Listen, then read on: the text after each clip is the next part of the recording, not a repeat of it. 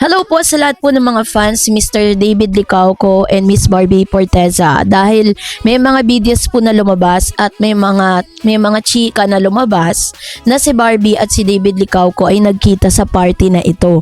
So, yan ang pag-uusapan natin. But before that, if you haven't subscribed yet to my YouTube channel, please don't forget to like, share, and subscribe at i-hit mo na rin ang notification bell for more showbiz updates.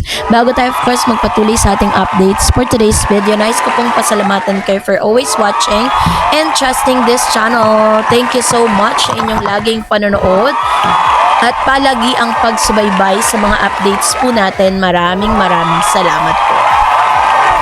At ngayong araw, let's talk about David and Barbie Porteza. If you remember, one of the videos na ipinost po natin sa ating pong channel, no, patungkol po dun sa hindi raw di umano, no, lumitaw, wala daw si Miss Barbie Porteza dun po sa party na inorganize sa mga barda. Pero may mga nagbalita at may mga nagsabi na nandun daw si Barbie humabol, no. Pero dun po sa dun po sa video na yon is meron po mga videos na nagkakalat doon na parang si Mr. David Licauco ay walang ibang binabanggit kundi ang barda. Ito, panoorin natin. Thank you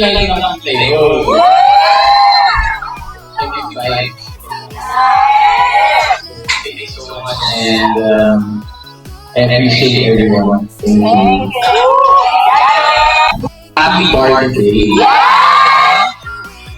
Alam niyo po kasi may mga kumakalat na chika na porket itong si Miss Barbie Porteza ay gagawa ng pelikula ay ng series kay Mr. Enchong D. Sinasabi po nila na wala na raw ang barda, binubuwag na daw, hindi na raw magkakaroon ng proyekto. Kasi ako po ay naniniwala, kung totoo man yung mga balita na yon na parang dissolve na nila yung barda, is hindi na po magpapakita si David Licauco at si Barbie Porteza sa party na yan.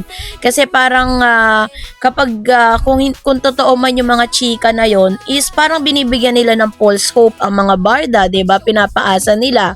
So ako po ay naniniwala na yun ay parte lamang ng kanilang career growth, na magkaroon sila ng mga solo era, mga solo projects na hindi sila magkasama. Kasi katulad po ng sinasabi ng ilang mga showbiz insiders na hindi naman po pwedeng palaging silang dalawa lang yung magkasama sa mga projects, kasi pagsasawaan sila. Good thing din na si Barbie Porteza ay nagkakaroon ng ibang proyekto sa ibang mga artista. Number one, kasi natututo siya eh. Biruin niyo, first time po ni Barbie Porteza na magkaroon ng project na wala po siyang script. First time niya pong naranasan yon. Sabi niya po na talagang kakaiba yung experience niya na naranasan niya yung ganon. Kasi si Coco Martin, natuto rin siya dun kay Mr. Brillantes, 'di ba? Yun yung kanilang director eh.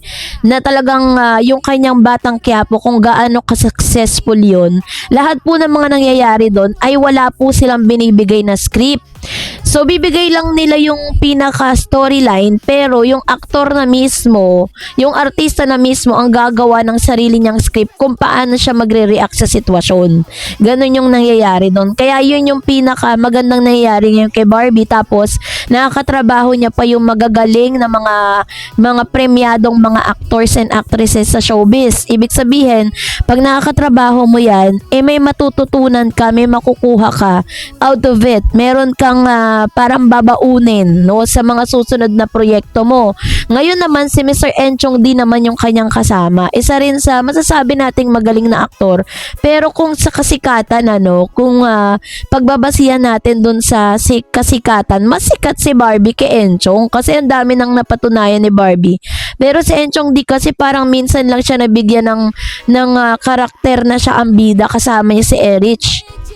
Kaso nga lang, yun hindi nagtagal yung kanilang love team eh. Parang nagpakasal na si Erich, ganun. Hanggang sa naiwan na si Enchong, parang nag-host na lang siya, ganun na yung nangyari sa kanya. At ngayon, binigyan muli ng pagkakataon si Enchong D na makasama naman si Barbie Porteza. Marami namang natuwa kasi parang napakaganda naman din ng talagang tambalan nilang dalawa, no. At ngayon, ito naman si Mr. David Licauco naman is nabibigyan din siya ng chance sa makatrabaho yung iba, yung mga mga actors din dito sa GMA, 'di ba? Katulad po nila Richard Yap ba yun? Ayun, so nakakasama niya po yung magagaling na mga actors and actresses. At doon mas na-enhance din po yung kanyang confident, na-enhance yung kanyang pag-arte, 'di ba? Mas gagaling pa siya kasi magaling na siya dun sa huling serye nila na Pulang Araw eh. Kasama niya si Barbie, 'di ba? Ang galing-galing niya doon. Talagang binigyan siya ng award doon. Dito mas makikita natin na talagang may career growth silang dalawa.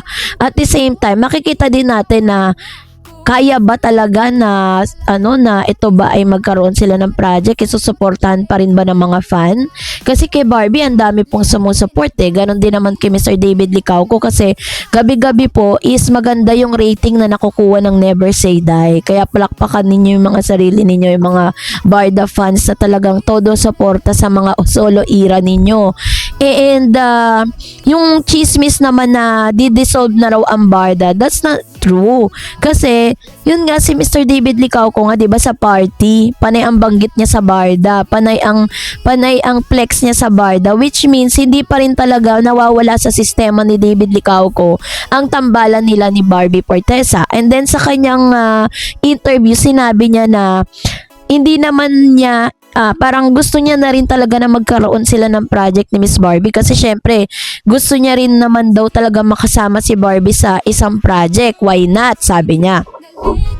So, ang talagang kailangan lang talagang hilutin dito, yung management nila na mabigyan sila ng serye, kahit man lang sa Netflix. Hindi pa sila gumagawa ng ng talagang plainly, pagkatapos kasi ng Maria Clara at Ibarra, tsaka ng Pulang Araw, di ba? Parang tapos ng mga serye nila, mga pinagawa nilang series, hindi pa sila muling nabigyan. Kaya naman naiinip, ang dami pong naiinip ng mga Barda, parang feeling natin is pinagkakait sa atin yung pagkakataon na mapanood natin sila. Kaya wag po kayong magsawang manawagan sa GMA na pagbigyan ang request ng mga fans ng Barda na magkaroon muli sila ng another project dahil sigurado ako pagbabalik po ng Barda is magkakaroon po ng ng malaking hit at talagang susuportahan po yan ng maraming mga Barda fans dahil na-miss po natin silang dalawa na magkasama kasi sa isang project naman hindi naman po talaga inaabangan yung project nila. Inaabangan natin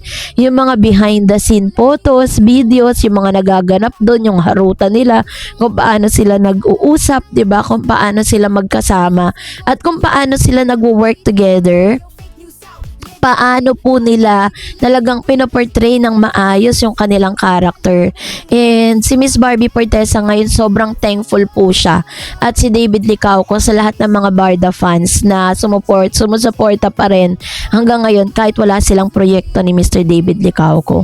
At ngayon, syempre po, dun po sa party, marami nagsasabi na late lang si Barbie ng pagdating pero sumulpot pa rin si Barbie. Talagang ginawa niya pa rin ang paraan na makarating sa party kasi syempre sobrang grateful po ni Barbie sa mga Barda na talagang sumusuporta sa kanila from day 1 up to this date. Kaya wag na kayo masyadong mag-isip at magpaka-stress sa mga bagay-bagay dahil hindi pa po bubuwagin at hindi totoo ang mga fake news na i-dissolve na si Barbie at David Licauco. So, yun lang po. Abangan natin ang kanilang mga upcoming projects.